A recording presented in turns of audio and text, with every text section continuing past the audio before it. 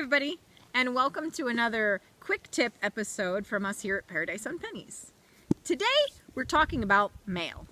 This is a question we've received often, and it's kind of a dilemma you have to figure out when you're traveling on the road or living on the road full time, like we are. How do you get mail on the road? Well, through trial and error, we've sort of figured out the best way to do this, so we thought we'd share with you what we've learned.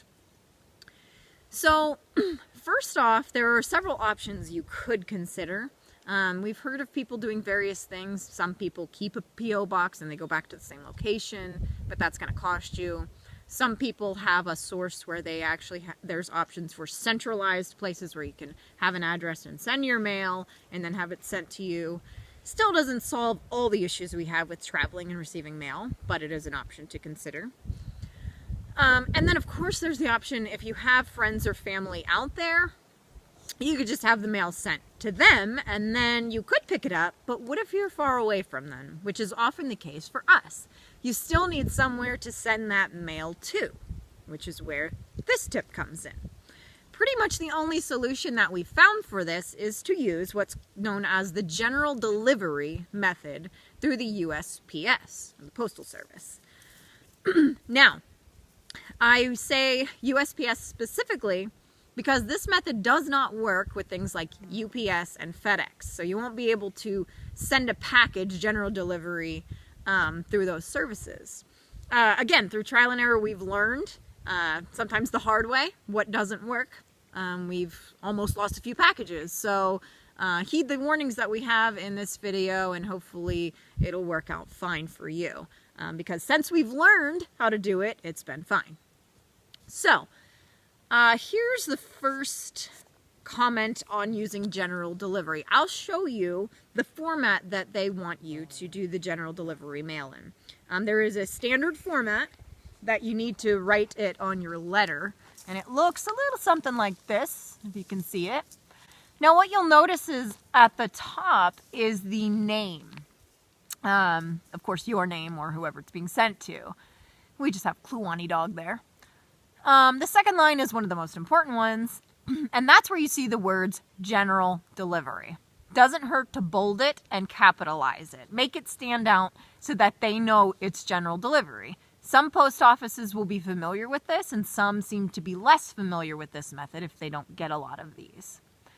And then the third line is your standard city, state, and zip. Also important, can't leave it off. So those are the three lines that you'll need.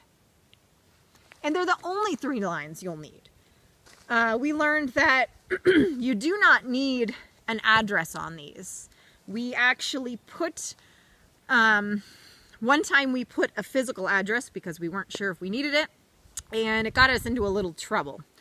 And we also learned something else through that scenario. So here's how it went. The first time we did it, we sent our general delivery mail to the post office, and we got it just fine.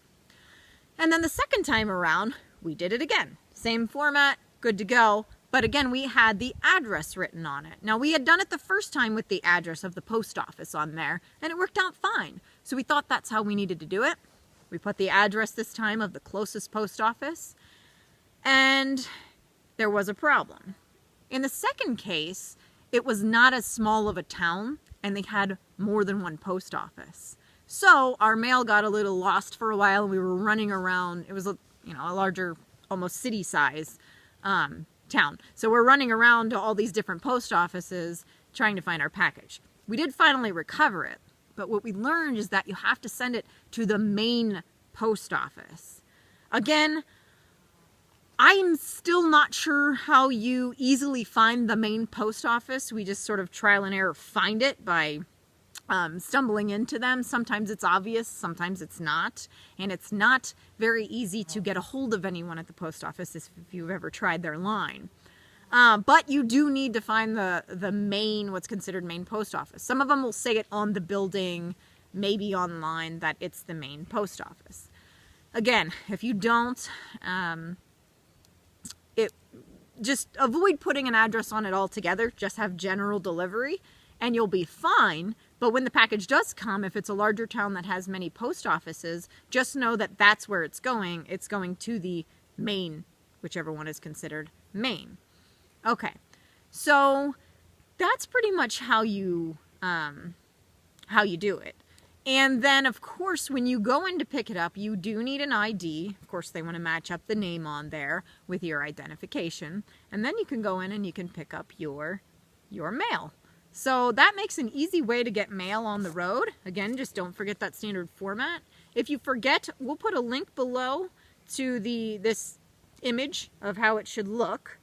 We have it on the website. It's also available online at a number of places. It's on the post office's website, but I think it's kind of buried in there. But just make sure you reference that and don't forget that format, and you should be fine to get your mail on the road. Thanks for joining us, guys, for this quick tip, and stay tuned because we'll have lots more coming up.